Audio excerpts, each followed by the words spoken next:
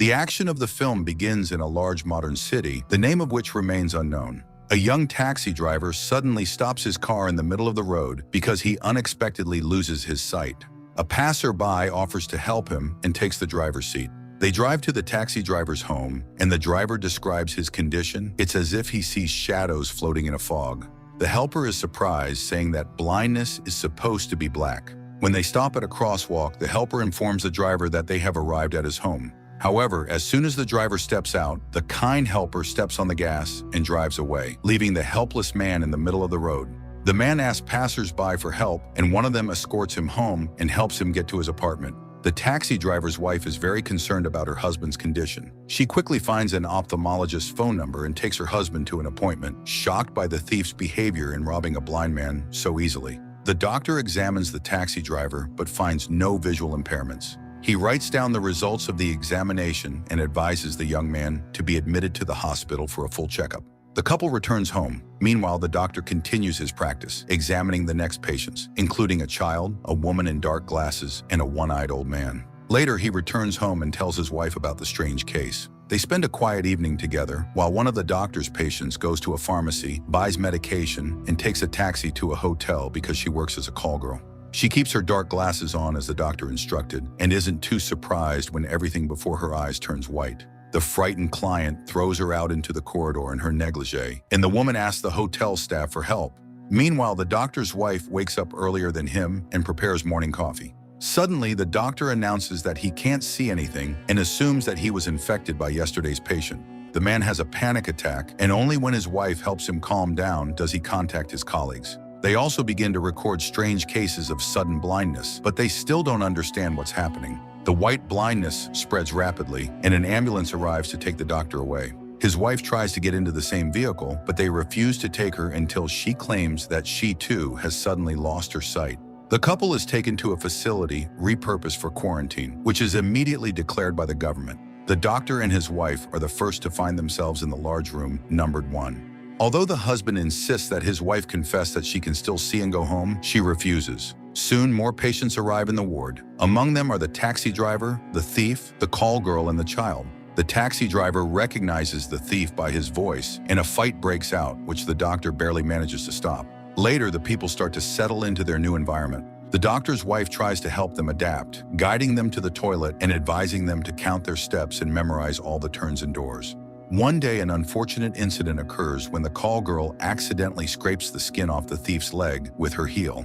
The doctor's wife provides first aid since the real doctor can't see anything. The doctor's wife worries that they might have introduced an infection because they have no antiseptics. Her husband asks her to forget about it as they can't change anything. One day, she goes for a walk and hears the guard's warnings that only infected people are allowed to be here.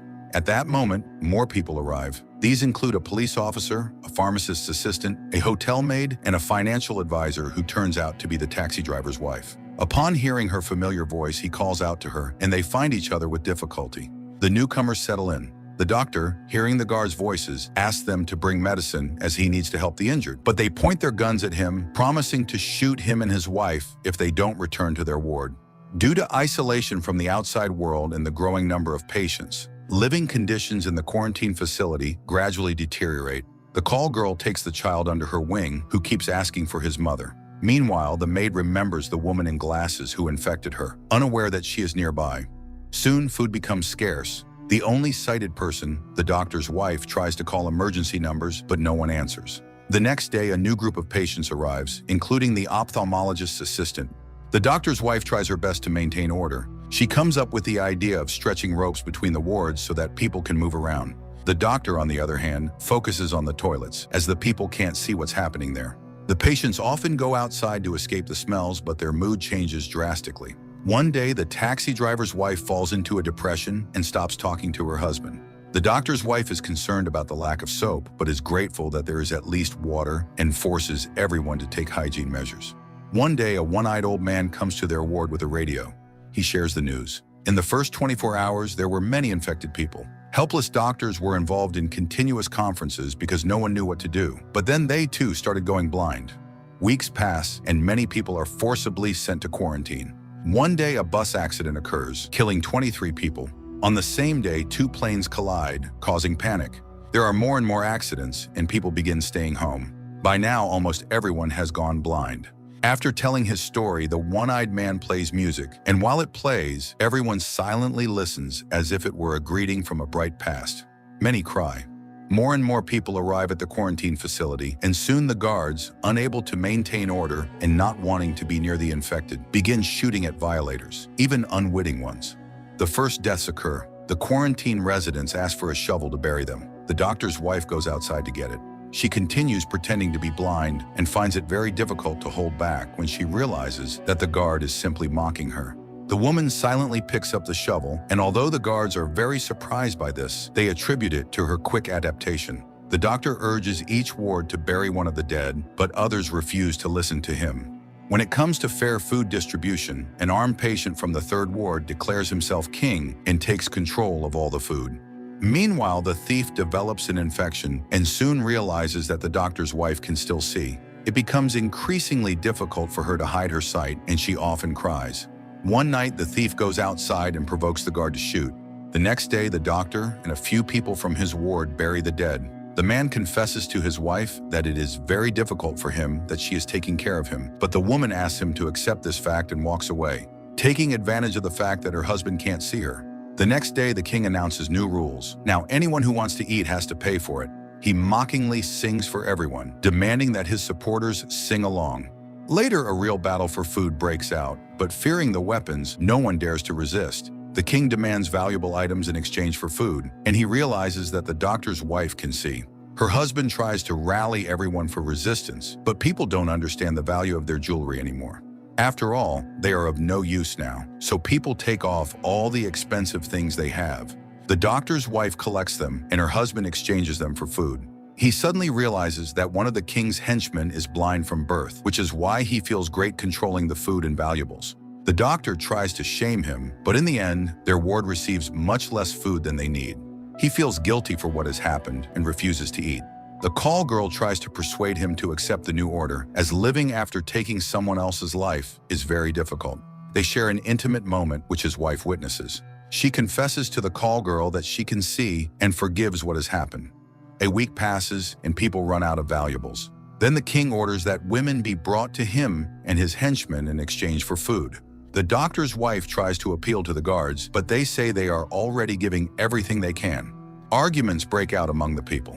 Some men call for ignoring the king's demands, but others are willing to share their women. The doctor's against his wife participating, but he can't insist on his opinion. So some women, including the call girl and the doctor's wife, volunteer to go and get food for everyone. The taxi driver tries to stop his wife from doing this, but she leaves. A total of 9 women volunteer. The doctor's wife leads them to the third ward, lining them up in a chain.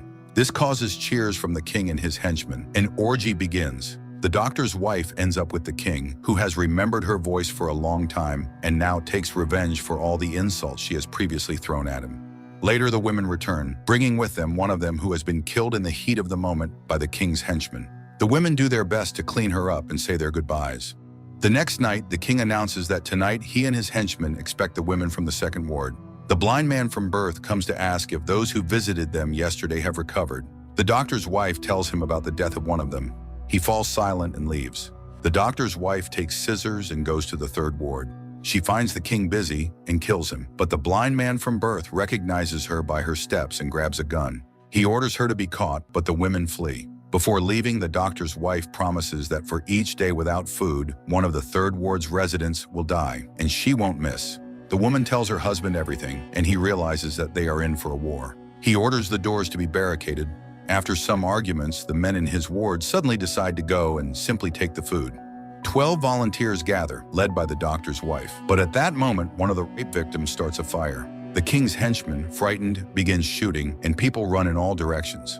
The doctor's wife leads the people from her ward into the courtyard. She calls for the guards, but no one responds. Then the woman opens the gates and realizes that no one is guarding them. The infected head into a half-ruined city filled with garbage and corpses.